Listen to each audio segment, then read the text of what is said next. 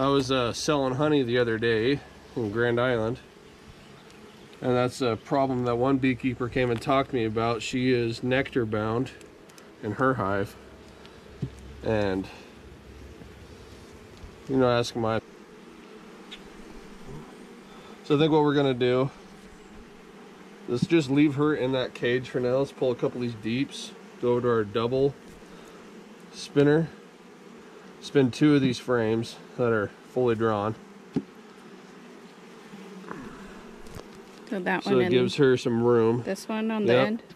So it gives her some room to lay. All right, so we already went ahead, we spun the frames, those 2, and we just turned our 2-frame spinner on its side. That way the bees could go back, collect the nectar out of it, whatever. And it's pretty far from the hives, from the apiary, so we shouldn't worry about robbing. As you can see, all that nectar's out of there. We don't have a lot of stored nectar now, so what they're gonna do is they're gonna go through, clean that up. The workers will, but it's gonna give our queen a place to lay. Same with this one. Nice and cleaned out. Just bee bread, that's all that's left.